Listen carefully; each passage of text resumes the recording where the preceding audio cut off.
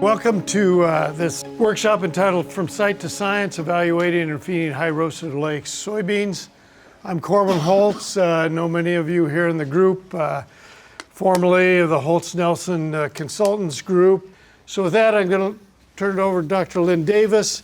He headed up this project for us, and he's going to go through a diet with you. Terrific. Thank you, Corwin. So I'm Lynn Davis, practicing nutritionist from Wisconsin, one of the co-founders of Nutrition Professionals 40 years ago or thereabouts. And then in the early 90s, had a customer actually who was asking me the question, why are we growing soybeans in Wisconsin and shipping them out of state and having them processed and trucking them back and feeding to our cows? So we set up kind of a small roasting operation, helped him a little bit with the technical part of it. At the same time, Dr. Larry Satter at the USDA Forage Research Center and some of his students had an initiative to do research with roasted soybeans. And this was pre-High-Oleic by a long shot. And they provided us with a lot of information regarding how to process and how to create a good quality product. So had quite a bit of experience with that, and then along about 2000, the price of soybean oil got really, really expensive, and we'll probably see that again.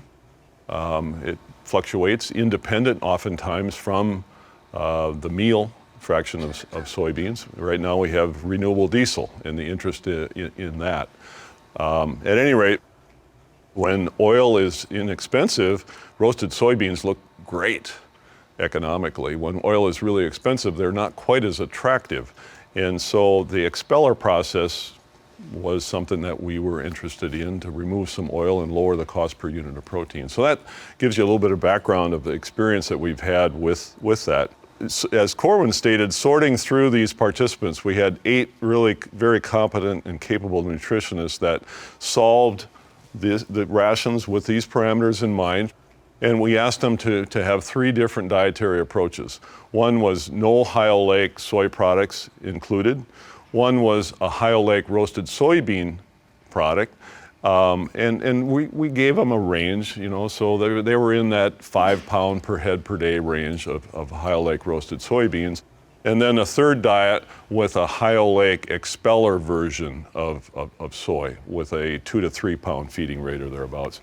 And the one nutritionist, one of my colleagues at Nutrition Professionals, Dr. Steve Woodford, I'm sharing his information here, probably did as good of a job with this out of the gate as anybody, mainly because he had some really good data as far as inputting into CNCPS or into the model to adequately reflect the impact of high-oleic roasted soybeans that are processed properly, as well as expeller meal.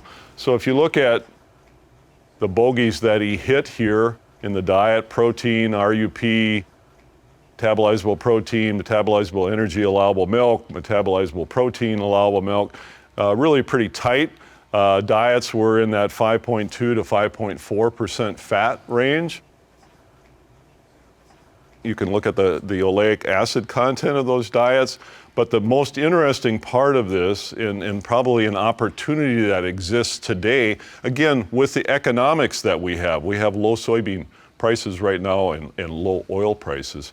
But if you look at income over feed cost in Dr. Woodford's diets, he had about a 40-cent advantage here with the high-oleic roasted soybeans, and that was primarily coming as a result of the ability to lower, or in this particular case, remove supplemental fat from the diet.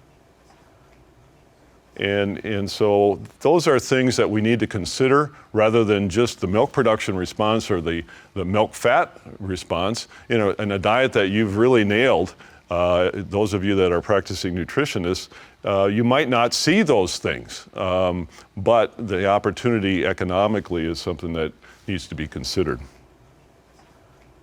One of the reasons that Dr. Woodford had solid numbers here is probably related to the processor that he's working with. In this case, it was Quality Roasting. And so we do quarterly testing. We send a lot of samples. They go to Cumberland Valley here. We're measuring the Ross MSPE and intestinal digestibility, as well as PDI. And so we've been in this business for a long time roasting soybeans. And if you look at our PDI numbers, this is typical. We're going to be right there at that 9 to 11 range. And the RUP numbers I think are pretty solid, as well as the digestibility. So that would be something that, as a consulting nutritionist, I would be looking for in the field, is what are the numbers that I'm going to plug in to the model and use?